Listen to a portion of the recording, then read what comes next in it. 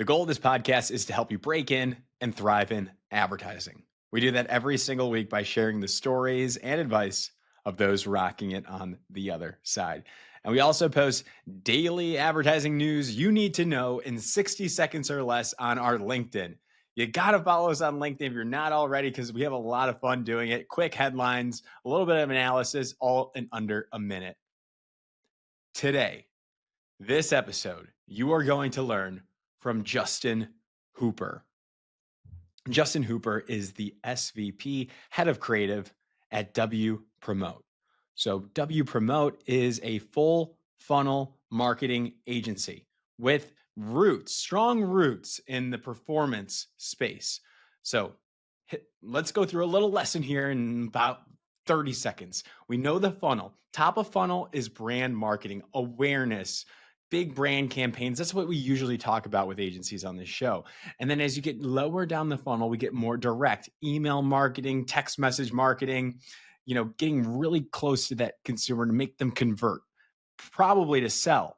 So Wpromote historically has been good at the mid and lower funnel.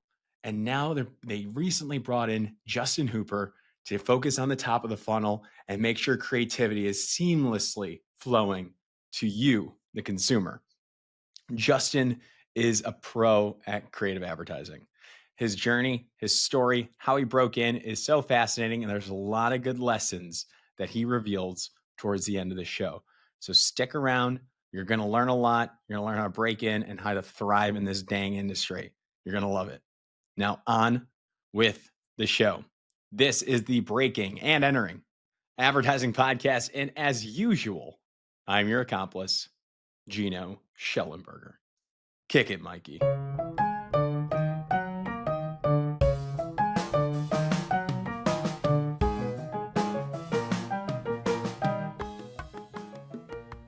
Alrighty, Justin Hooper, welcome to the Breaking and Entering Advertising Podcast. How are you doing today, sir? Thank you very much for having me. I'm super excited to be here. Honestly, I'm stoked. It's sunny. I'm in Portland, Oregon right now, and it's sunny. So it's taking everything I can not to just leave immediately. But this is awesome. Super excited to be here, mainly because I just love I love the premise of this. Working in advertising for years and years and years, it's just so hard to break in, and the fact that you're doing this is just awesome. So thank you so much. Yeah, I know we talked beforehand, and your passion for helping the next generation is going to make for such a great episode. So I'll tease at the end. We will definitely get into all of your best advice. We'll get into what you think people should know about getting a job in this industry and how to stay in this industry, because it is tough. It can chew you up, spit you out, and make you want to leave sometimes. So we'll get into all of that towards the end of the show, everybody. Don't worry. We'll get to the golden nuggets there. So, Justin, we need to start off with who you are, what's your role, where are you working? Give us the rundown of what you're doing today in Portland. Yeah, absolutely. So I'm working in an agency called Wpromote. I'm their SVP, head of creative. It's a relatively new role for me. I just joined a few months ago, and I come from the world of creative agency space. And so Wpromote is actually a performance media company, and they're killer at it. And that's actually what attracted me to them, because I think over the course of my career, I have been doing things I think I've just gotten more mature over time, right? You start off as a young creative, you want to flip over tables, do crazy shit, you want to win awards, you want to do it all. Everyone else is the enemy. You're the creative person in the world. And then as you mature over time, at this age now where I'm at, when I look at prospective places to work or agencies or people or clients, now I'm looking for people who have actual tangible impact, people, places that are going to actually move the needle. I get more excited by the fact that we could create something that actually affects change of some sort. So that's why I'm at Wpromote. They really they're based in Redondo Beach or El Segundo area. But they're actually a remote first place. So it's a remote first agency, which is also extremely appealing. Gotcha. Yeah. Let's pause there, because we have to define some stuff for our new listeners, maybe people that maybe are just thinking about advertising for the first time.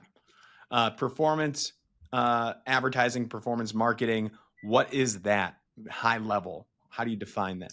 Yeah, so high level, I would say, okay, so in general in marketing, we always refer to the funnel, right? So we have full funnel marketing, which is essentially at the top of the funnel. That's like large, big brand awareness. So that's everything from like, the Super Bowl spots that you see every day to like larger branding campaigns on even across social. And then as you start to move mid down the funnel, it's the closer you get to the decision making process. Like, so the closer you get to like actually converting someone with your messaging. And so like that big brand awareness can make you feel a certain way about a brand. It can also lead to like that conversion moment. But for the most part, like as you start to work further and further down that funnel, it's gets more and more performance based. So it's like you're looking at the assets as how will they perform when they get out into the world.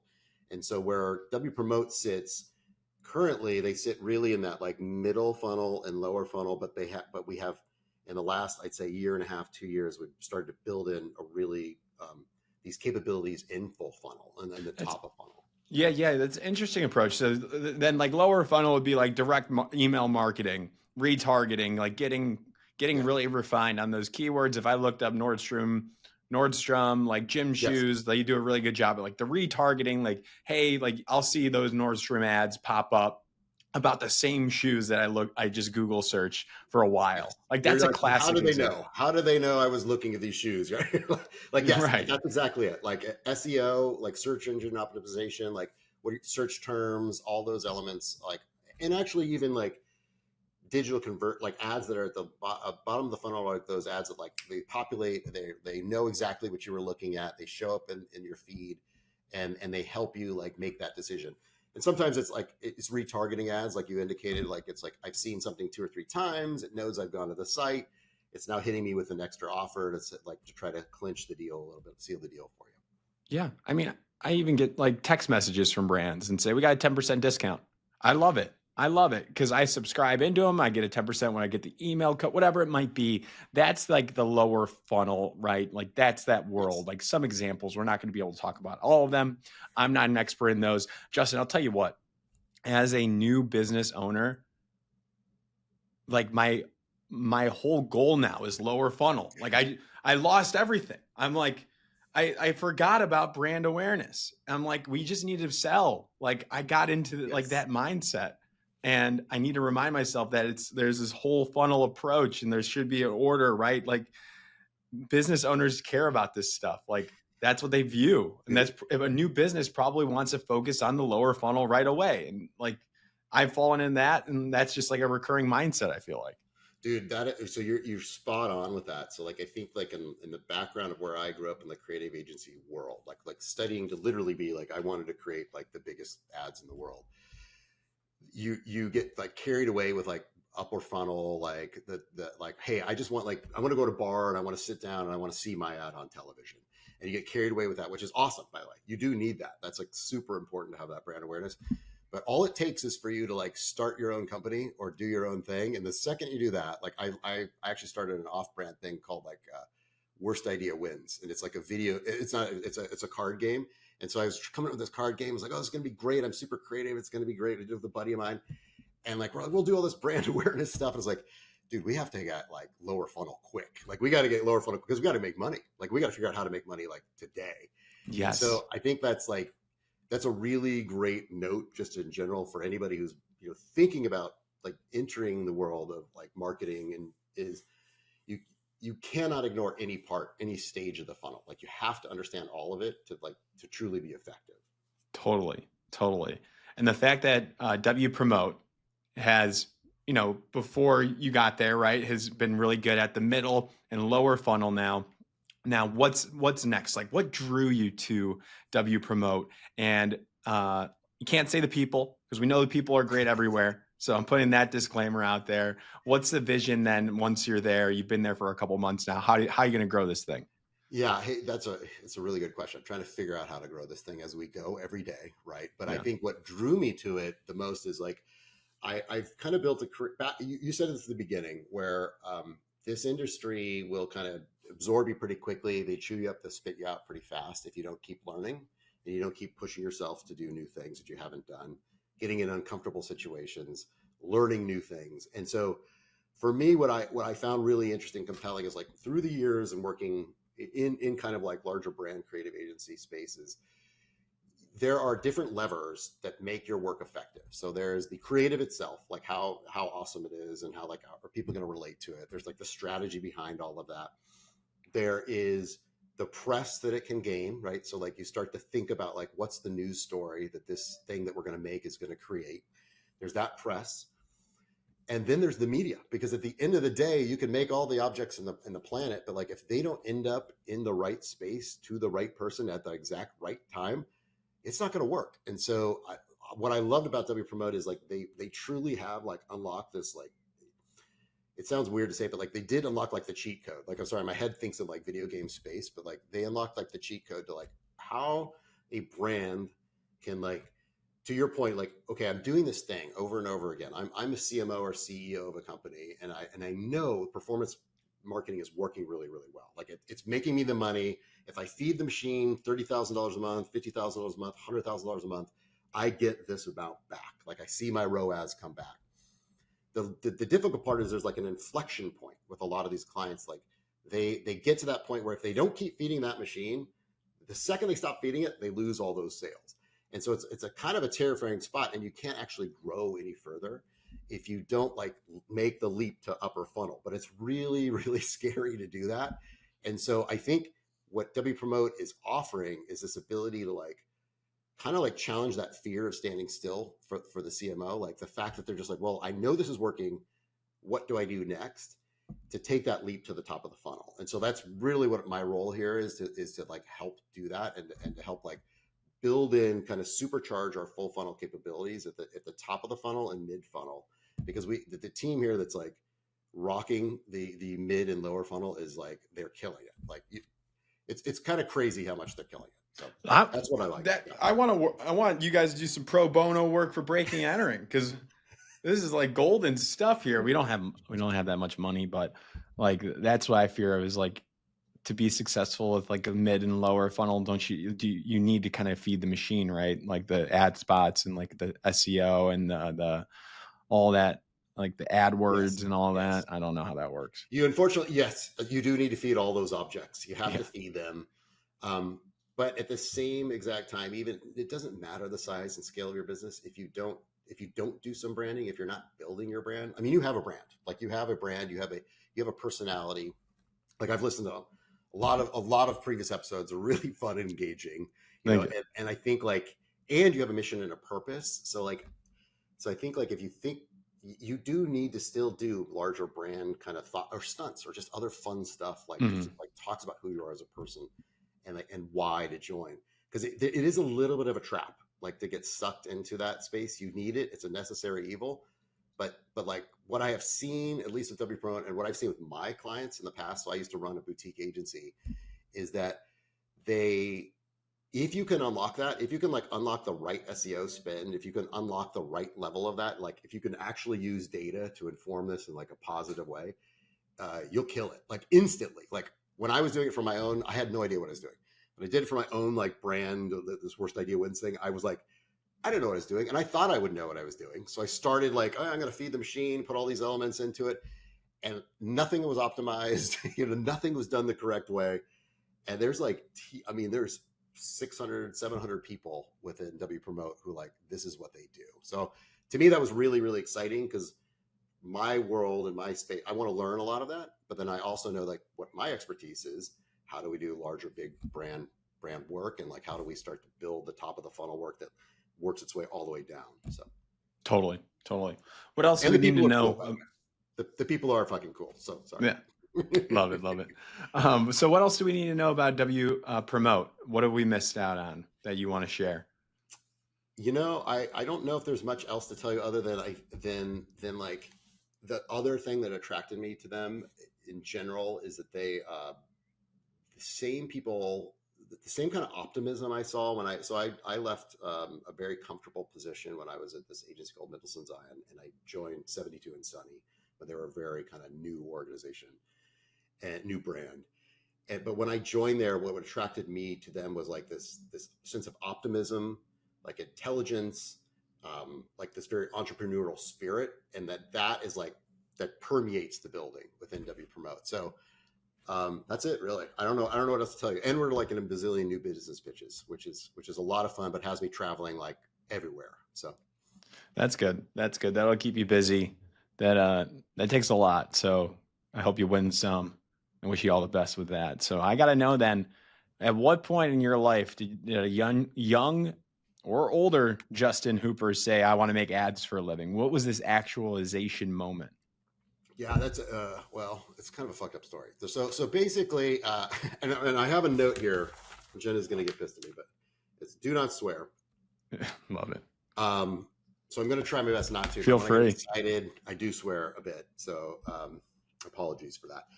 But when I was younger, and I'm pretty old now, but when I was younger, Cliff Freeman was an agency that did like "Where's the Beef" and Alaska Airlines. These just amazing. I just remember being a kid, like sitting around watching these like ads, and they were just so funny. It was just like so fun to watch, and they were like relatable. I don't think I understood the nuance of like how relatable they were and how strategic they were. I just like looked at them and thought, man, these are great. These are like awesome. And I love video cameras and I love doing creativity in general. And then I kind of turned that I turned that into a fake ID business. So essentially what I did is I started making tons of fake IDs for all my buddies when I was about like 14 or 15, maybe it was probably 15 or so, making these fake IDs. Now back in the day, this was not easy to make a fake ID. In fact, you had to like I didn't know what I was doing. Like how was I going to make a fake ID? I'm like a 14-year-old. I don't even have access to an ID.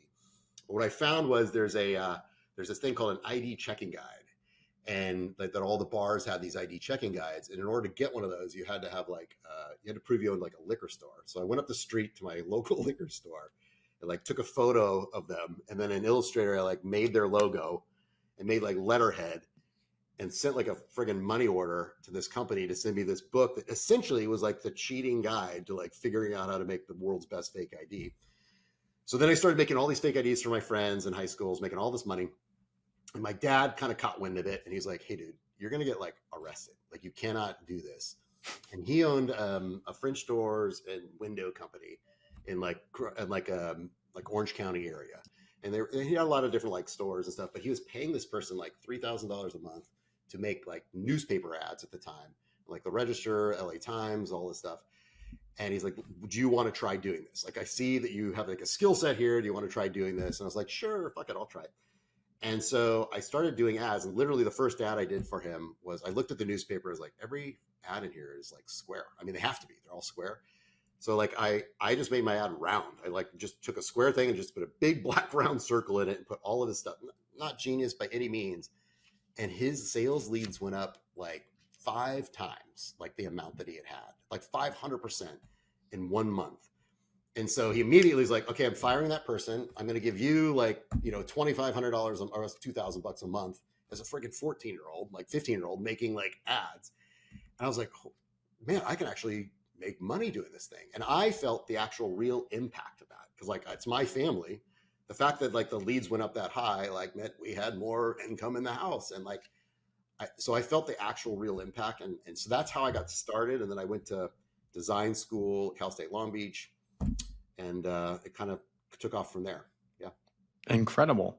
So then this sounds like an art direction path or design path. So tell me about like, did you realize like going into college that you wanted to be in advertising? Was that like did you have that realization there?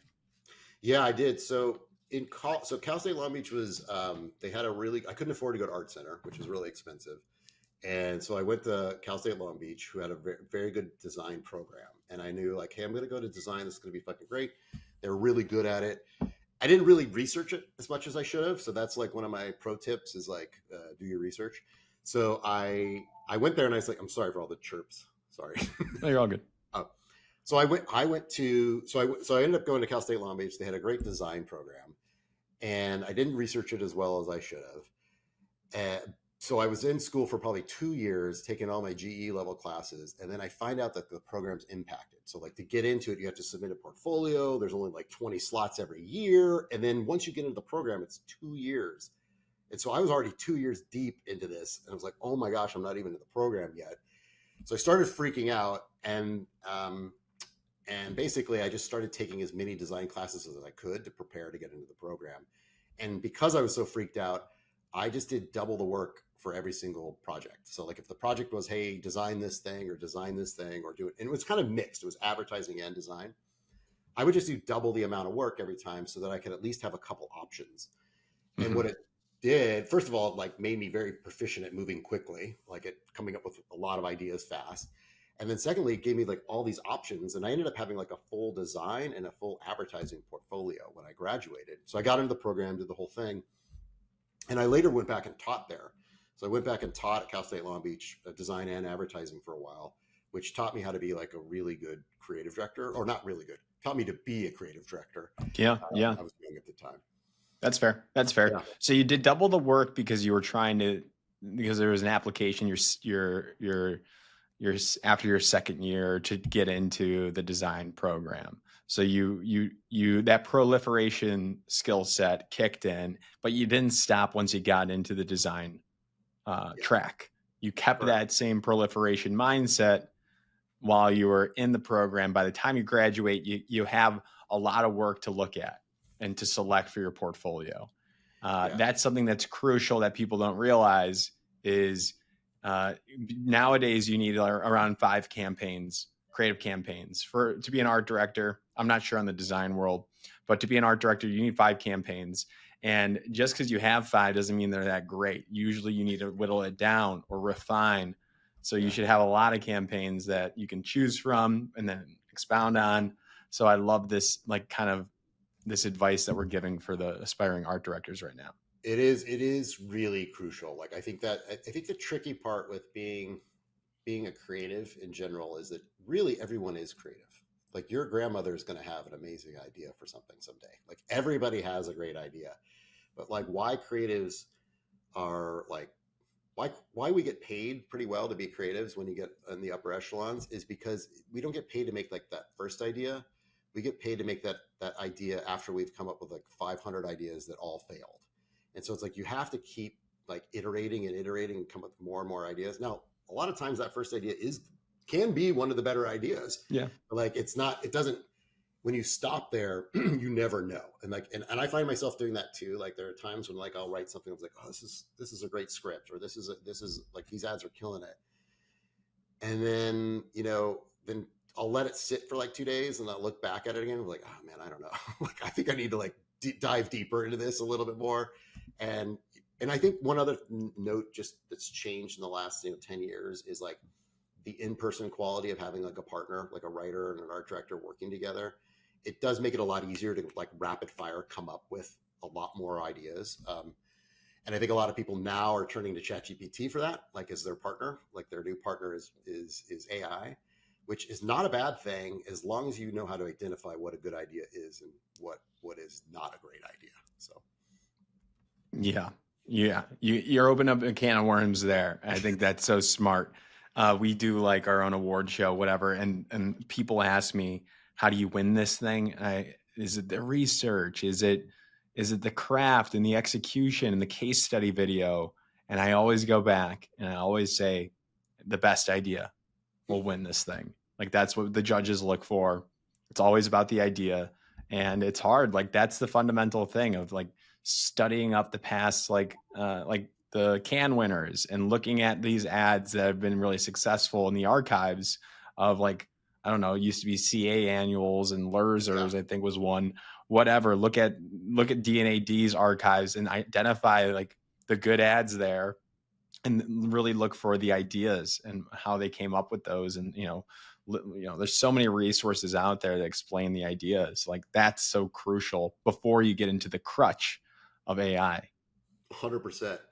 Exactly what you're saying. Because I would also say that in different stages of your career, like when you do need to kind of understand the landscape and you need to like know what great work is. Like you need to see great work. And so having those resources is really valuable. And then as you start to go higher levels of your career, you need to ignore those over time. So like so it's like where I'm at now, like I like seeing great work out there, but that is not where the ideas come from anymore. You have to like start pulling from outside the industry, because if not, Oh you're yeah. just recycling thoughts and processes and all that stuff from like and methods from other people. It's like all the stuff that's going to win, like the Lions and all that, are not really pulling from other ads, or they have their other inspiration out in the world. So Yeah, yeah, totally. But for the people just trying to break yes, in, they got to start you somewhere. have to. And those are like, that's a good base. And then you'll expand on from culture and like study outside of advertising too, people say, which is true. But, at the very beginning, you just need to know history. Like, Yeah.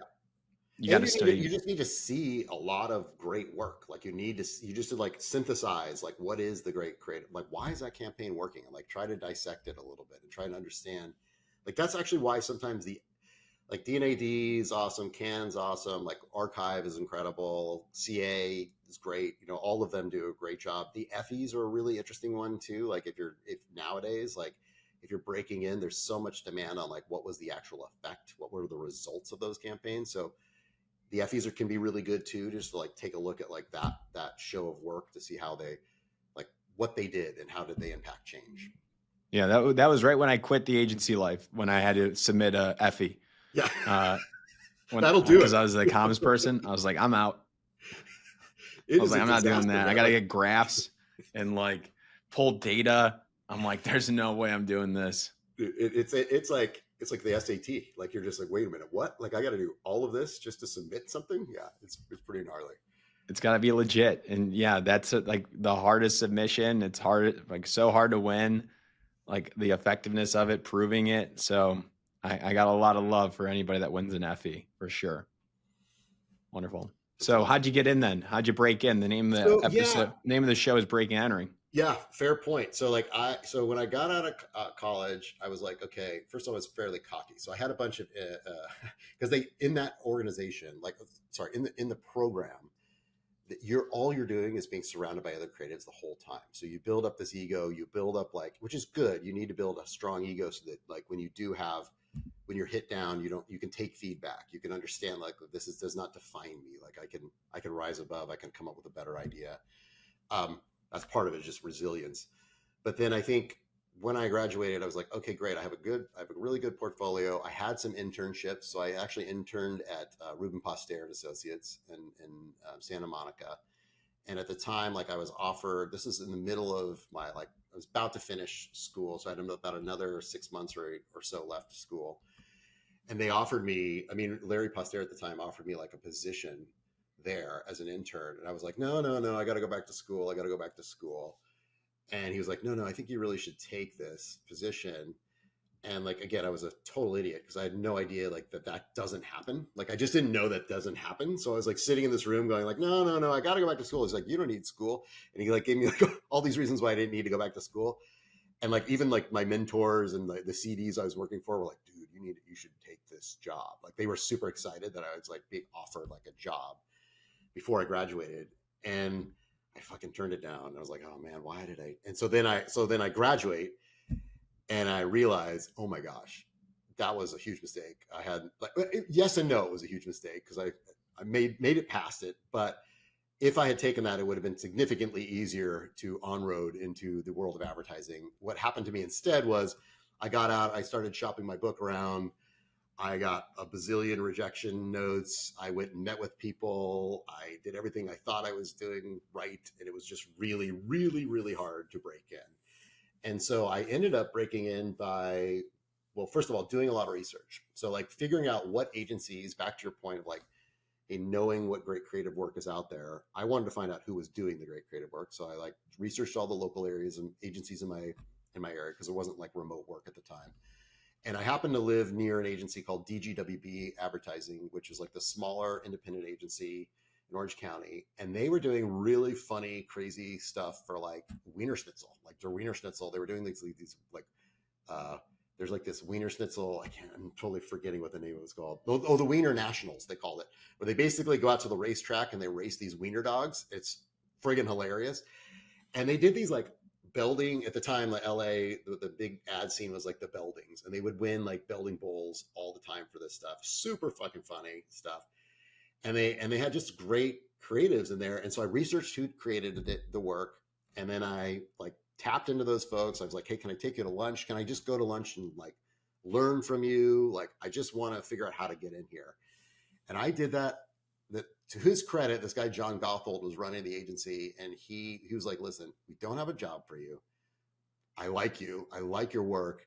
Just keep like reminding me of you." And I was like, "Okay." And so I like took that seriously, and probably to the annoying level of that. Like at literally every single Monday, I was like, "Okay, I'm going to send a note to John Gothold." And I sent a note, and it'd be something funny that I saw, or something interesting they saw, or something they were doing, or something relevant. And then I'd send these notes and just say, "Hey, I'm just here again, blah blah blah." I did that for probably 6 months, and I like picked up some other odd jobs at the time. And then about 6 months later, he's like, "Hey, dude, I don't have an advertising job for you, but we're starting a design department. You want to come in and like start to lead this design department?" I was like, "Sure." So I came in through design, and I started building out their design capabilities. But literally every single night, I would walk. You hear these stories all the time, but it's true. Like I would just walk the hallways and listen to all the other creatives working on stuff, peek my head into doors. And I met this guy, Ed Creighton, who was this amazing creative at the time. And he was just wild and crazy. And he like kind of took me under his wing, and he's like, "Hey man, like throw some ideas on this, throw some ideas on that." And so I started just throwing in ideas here and there. And then eventually it was like, "Hey, come on this pitch. Hey, work on this project. Hey, we're going to go do this. Let's bring Justin along." And eventually I was like, "Okay." John Gothel was like, "Hey man, like we're going to promote you to our art director. So we're moving you over from design to art director." And I was like, "Fuck yeah." Like it's exactly what you wanted to happen. How long did that take? That was probably another 6 months.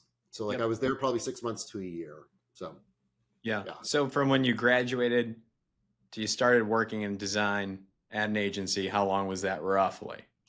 I'd say working about 6 months into that, Okay. into like That's working in pretty, a working job. It wasn't bad. yeah. It wasn't bad. It No, felt that's like not, forever though, dude. It felt like forever. yes. And Yeah. and the seniors in university right now are really feeling that stress as we're recording this, in second semester. They're Yeah. reaching out to me now and they're trying to get all the connections and they get that stress. Everybody goes through it. But even 6 months post grad, mine was 8 months because it was 2020. And that felt like, well, that was so weird being in Yeah. pandemic times, Dude. quarantine times. And that's thankfully why this show exists. But I get that stress, like of them constantly reaching out, like every week that you did that makes sense. That these things don't change. That it's a universal human truth, if you will, that stress is going to happen to every senior that's Yeah. just graduated. But if you can remind yourself and like listen to these shows, maybe you can spend that time working on your portfolio. If you're not hearing back, it could be they don't have a job, and Yeah. that's true. But you had that transparency where the guy said, "I like you, I like your stuff. Just keep on reminding me." But it could be them saying, "We don't like your work," indirectly. Like you need to fix this stuff. And Yeah. so hopefully they do say that because that's actually more beneficial than not. Yeah, and to that point, you just reminded me. While I was at DGB, I was taking the bookshop class. So in LA, Okay. there's a thing called the bookshop, which is like in the evenings. It's taught in different agencies. It's taught by creative ad professionals. Yep. And I was in the middle of taking that while I was working at DGWB, still trying to build up like my portfolio, fill it in a little bit more. Honestly, a lot of that was just so that we could build campaigns, so we could enter creative award shows as students.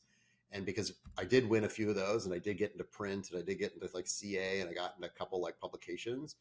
And so the more I was doing that, I started to see, oh, people will actually pay attention to you more when you do have these. It's a little bit of a necessary evil award shows, because like you do have to do that. You have to get some recognition, because if you don't do that in the industry, again, you do kind of fall away. Like people won't find your work. I mean, like your brand, you have to advertise your brand. And this is award shows is another vehicle to do that. And it doesn't stop once you break in. No. It continues going on with all the big award shows. There's a whole industry for it. So it doesn't really, as a creative, you kind of always have to be self-improving, putting like, making sure your portfolio is looking good because you never know when layoffs happen. Sometimes it's not your fault. You got to always keep that thing fresh and improving on it, which that scares me. Like that would be one thing, like that constant improvement as a creative. I don't know if I could deal with. Yeah. I would tell you that one other form of advice, a piece of advice I would give you too, is like, if you're a creative, is like, just don't stop creating. Like, just like, even if the assignment is this, do the assignment, look around the building. Is there anything else you could be working on? Just do something for one of those other things. Even at every level. This is not like junior level. This is like, what can we Mhm. proactively do? This is an excuse to be creative. Like working in an agency space allows you to just come up with interesting ideas, because it is true. It's really hard. What the last thing you want to do is like leave a job and like not, your portfolio's not up to date. You haven't really done anything, like all the work that you've been doing for that job maybe isn't what you consider portfolio worthy. And now you don't have the job, and you're like, and you're trying to find the next job, and you didn't use any of that time while you were in those hallways and working with those people to actually build more assets for your book, build your own brand, right? Which is Mhm. I have another good tip on that too, which is like, which was kind of what I messed up on when I was younger. After I left DGWB, I went to Ogilvy, which was awesome because they're friggin' huge. But I was in this mentality of like, it's us against them. It's the creatives against the, the account people or the brand people. They don't really understand what we need, and like, we're the fucking creatives, we're the best. And I pushed this all away. And I think now at this age, or even many years ago, I was like, whoa, that was a huge mistake. I should have been like networking like crazy, making everybody my friends, including my clients, because that is the other thing. This industry is, while it's hard to break into, once you're in it, it's small. It's a small industry, and there are, and you're probably going to find your next job someday. Guaranteed, you're going to find another job someday by someone who knew you at a different job. Like, it Yeah. will happen. So Totally, totally. And the application process is never the same. Once I'm like, I tell these students and recent grads, I'm like, you'll only have to do like this intense of like an application networking process if you're good once, and then the yes, phone calls you, or there's links that are sent, and ideally you're getting phone calls from other shops, and that totally. happens. Like, it should never be that hard to break in if you work. It shouldn't. Yeah, you shouldn't have to break in twice in theory. No, no. Yeah. But Yeah. and then it's just phone calls, and you do all the right things to, create great work, keep on networking, treat people nicely, and then the phone calls will come. You take them all no matter what. Even if you're Yes. happy, you got to see what's going on everywhere else, and don't chase the money. I think you might agree with this. Like, looking at like all the great creative, if you're a young creative, it might be tempting, like you might want to go in-house, or there might Mm. be like a tech creative job, and the paycheck is probably bigger, but when you're just starting out, you want to chase the good work and the good people. Like, would you agree with that? 1,000%. Yes. In fact, I've seen it firsthand. So, like when I graduated Long Beach, I had other friends who did take roles that were probably less creative in some ways, and but way higher pay, like significantly higher than what I was making. I was like, oh man, this sucks. Like, but then over time, you just see that the value does. Your value is who you know and what you've made. And so, like, Mhm. if you're stuck in a place where you can't make great work, and the people you're meeting aren't going to move on to other great places, then you are stuck. You're stuck in that spot. So, but there's ways out of that. The ways out of that is like building your book on the sidelines, like work as a creative, like working with, like getting into like a bookshop style program or some kind of external program. Yep. Yeah. Yep. Wonderful. Justin, what else do we got? I think we covered a lot of good points. We learned about your break-in. We know what you're doing today. Anything we missed?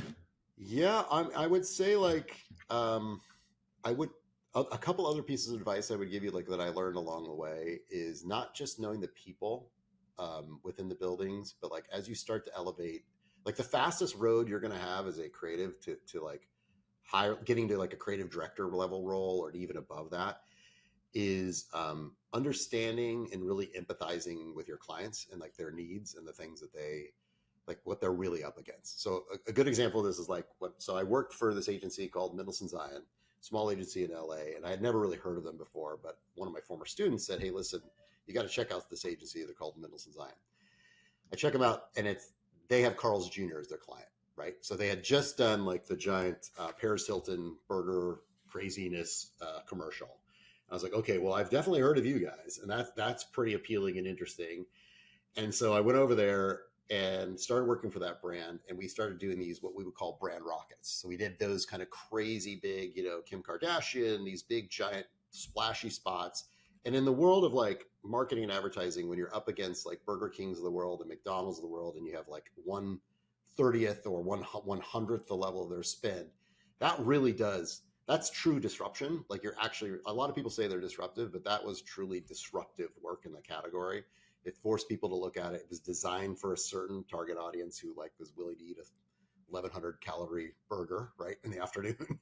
um, but at the same time, behind all of that is there's a franchisee network, right? So all these individual franchisees, and they're all throughout the country. So like you've got California franchisees, you got like North Carolina franchisees, you got franchisees who, you got people who are literally show up to a Hardee's before they go to church and have a good conversation there. And then after church, they all come back to a Hardee's, and you're running these ads with these, women eating crazy burgers and all this stuff happening. And I would go meet with these franchisees in these conferences, and half of them are like high fiving you, and half of them are like, "We want you dead. Like this is the worst thing on the planet." And so when you start to like, you could either approach that again as that like the immature way of saying like, "Well, you don't understand, you don't get it," or you can say, "Well, wait a minute, why? Like, let's talk about this. Like, I understand the moral component of it, or the philosophical component, but like, what's it doing to your business? Because if it's not driving your business, then this is bad. Like we need to find a solution for it." And so what we ended up doing, what I learned from that was like, we had these big brand rockets, and there'd be this like big moment in time, and then like there'd be a natural sales decline. But by talking to these franchisees and understanding their business, it was like they would tell me about other products that really aren't being serviced, or they tell me about things they needed. And I started to listen with my partners, and we would develop campaigns, secondary campaigns that nobody really even talked about, but like they drove the numbers like way high afterwards. And so we would do this secondary campaign called like a hunger campaign after we did a big launch. And we actually saw like that no more decline. So like it would go down a little bit and then go back up. And as soon as I listened to those franchisees, then suddenly it was like I got high fives from everybody in the crowd. You become an extremely valuable partner. You're not just a marketing team. You're listening to what the client actually wants and helping them deliver on their business results. So I think that's the part of this and that's what I took with me. And I think that's how I got to 72 and Sunny, is like those John Boyler and Glenn Cole and Jarvis at the time were like, it was a smaller agency. They said, "Hey, listen, do you want to come on board?" I was like, and I think what attracted them to me was like, you understand, you have a great relationship with these clients. Like they like you, they listen to you, you listen to them. And so that was a huge career pivot for me at that moment. I was in a big, comfortable place, making a ton of money. So being comfortable and making a ton of money isn't always the best thing. And so as I told my wife at the time, I was like, this is either the best decision I've ever made moving to 72 or the fucking worst decision. And it turned out to be the absolute best, because I learned a bazillion things there too. Like my favorite of all those things was Truth, honestly, the anti-smoking stuff that we did for that brand. Because the other part of impact is not just selling cheeseburgers, but like changing lives, like actually changing people's saving lives, actually saving lives. We always say we're not saving lives at all here, but you actually can do that with your marketing campaigns. So yeah. I love it. Thank you for sharing that. That I think that dip campaign is so interesting from those conversations. There's nothing stopping our listeners from calling up the target audience. That's always been my approach. I'm not a creative, but call up somebody in the target audience and just pick their brain for 30 minutes as a podcast host. That just is how I would do it. And I've done it in the past, but getting to know the audience, at least a couple people, I think can really change your perspective and then thus the creative work. And then especially as you get higher up in your career, making those bigger decisions, you're going to need to do that. So thank you for sharing, Justin. Well, I also think what you just said, is 100% correct in that we sometimes in this industry, we fall into the safety of like the digital numbers and the feedback that we're getting and the data and all this other stuff. But what you just described is exactly right. Is like having a real conversation. Remember, we're talking to humans on the other side. Like we're all humans here. So just have a normal conversation with someone, find out what they're really interested in, and then it's much easier to like deliver what they are asking for. So I love it. Justin, I know you're going to keep on crushing it. How can people follow you along, ask you questions? We can talk for hours, but I want to make sure there's a pipeline so if they have questions, they can say hello. Yeah, I would say feel free to email me, like, and send a note to justin.hooper@wpromote.com. And then that's probably the best way to do it, honestly. Like the best chance you have there. And one other note on that, as a creative, I would tell you, if you are a creative trying to break in right now, most creative directors, even ECD levels, the highest levels, they're willing to help. They're all there willing to help. So don't feel afraid to ask those questions. Like, especially if you're starting with something like, I really like this thing you did. Like, I would love to talk to you about it. We'll talk to you about it. Like, Yeah, we yeah, love yeah, to help. yeah. So That's a good way to, that's a good intro. I always say offer some value, like an article or I don't know, ask your college campus a couple questions, do like a little focus group. You got Gen Z in your palm, like give them some insights about one of their clients. And at the very least, offering value is a compliment. Like there's totally, nothing wrong with that. totally. Yeah, Yeah. it's awesome. Great. Well, I hope they do that and I hope they connect with you, Justin. Great episode. Thank you so much for taking the time. Excited to follow along again. You're going to keep on crushing it. I'm excited to see it all. Thanks for having me. I appreciate it. Of course. Have a good one. You too.